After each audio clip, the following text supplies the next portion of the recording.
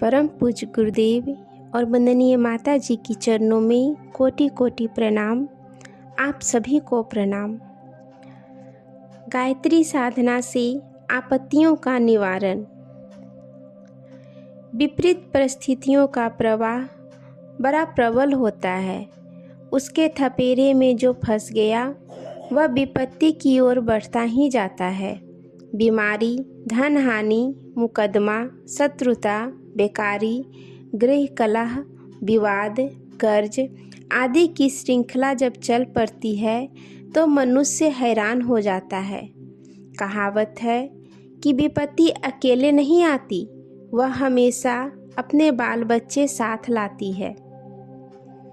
ऐसे विकट समय में जो लोग निराश, चिंता, भय, निरुत्साह, घबराहट, विमूढ़ता में पड़कर हाथ पांव चलाना छोड़ देते हैं, रोने कलपने में लगे रहते हैं, वे अधिक समय तक अधिक मात्रा में कष्ट भोगते हैं।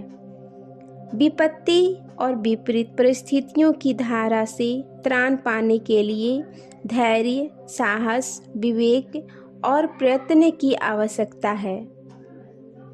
इन चार कोनों वाली नाव पर चढ़कर ही संकट की पार नदी को पार करना सुगम होता है। गायत्री की साधना आपत्ति के समय इन चार तत्वों को मनुष्य के अंतःकरण में विशेष रूप से प्रोत्साहित करती है, जिससे वह ऐसा मार्ग ढूंढने में सफल हो जाता है जो उसे विपत्ति से पार लगा दे। आपत्तियों में फंसे हुए अनेकों व्यक्ति गायत्री की कृपा से किस प्रकार पार उतरे, उसके कुछ उदाहरण इस प्रकार है। बम्बई के पंडित रामशरण शर्मा जब गायत्री अनुष्ठान कर रहे थे, उन्हीं दिनों उनके माता पिता सख्त बीमार हुए, परंतु अनुष्ठान के प्रभाव से उनका बाल भी बाका न हुआ, दोनों ही निरोग हो गए। कसराबाद निमार के श्री शंकर लाल व्यास का बालक इतना बीमार था कि डॉक्टर वैद्यों ने आशा छोड़ दी। 10,000 गायत्री जप के प्रभाव से वह अच्छा हुआ। एक बार व्यास जी रास्ता भूलकर रात के समय ऐसे पहाड़ी बीहर जंगल में फंस गए जहां हिंसक जानवर चारों ओर शोर करते हुए घूम रहे थे। इस संकट के समय में उन्होंने गायत्री का ध्यान किया और उनके प्राण बच गए। काशी के पंडित धरनी दत्त शास्त्री का कथन है कि उनके दादा पंडित कन्हैया लाल गायत्री के उपासक थे। बचपन में शास्त्री जी अपने दादा के साथ रात के समय कुएं पर पानी लेने गए। उन्होंने देखा कि वहां पर एक भयंकर प्रेत सिर से भयंकर अग्नि ज्वालाएं फेंकता रहा और कभी मनुष्य कभी हिंसक जंतु बनकर 1-1.5 घंटे तक भयोत्पादन करता रहा। दादा ने मुझे डरा हुआ देखकर समझा दिया कि बेटा, हम गायत्री उपासक हैं, यह प्रेत आत्मा हमारा कुछ नहीं बिगाड़ सकता। अंत में वे दोनों सकुशल घर को गए। प्रेत का क्रोध असफल रहा। शर्मा जी के ताऊजी दानापुर पटना गए हुए थे।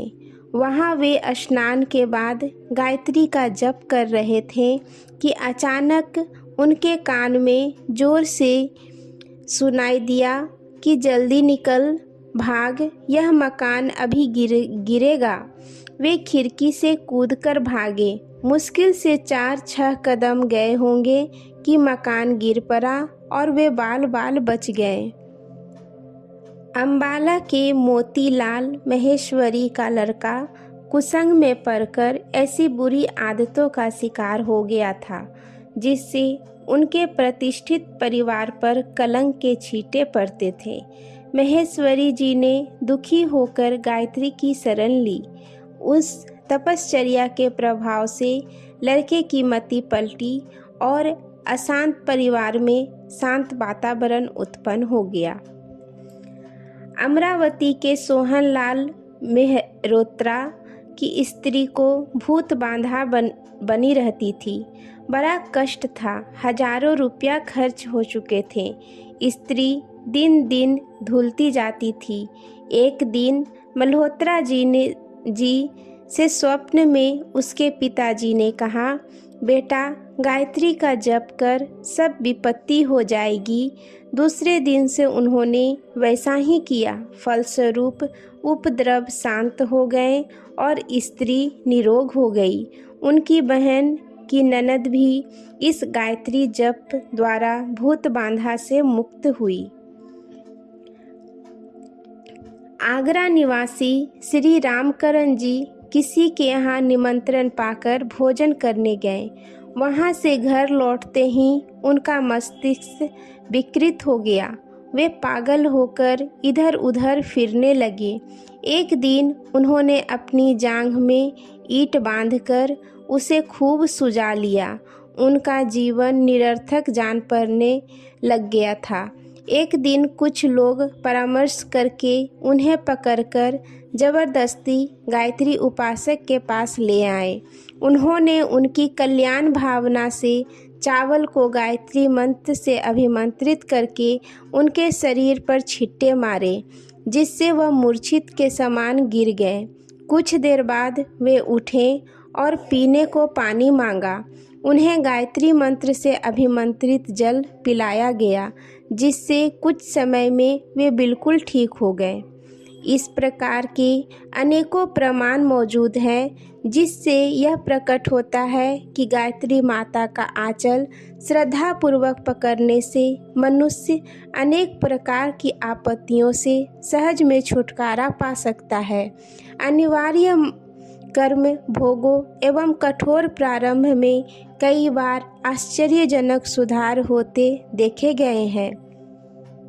गायत्री उपासना का मूल लाभ आत्म शांति है। इस महामंत्र के प्रभाव से आत्मा में सतोगुण बढ़ता है और अनेक प्रकार की आत्मिक समृद्धियां बढ़ती है। साथ ही अनेक प्रकार के सांसारिक लाभ भी मिल जाते हैं। आज के लिए यहीं तक। आप सभी को धन्यवाद। जय माँ गायत्री।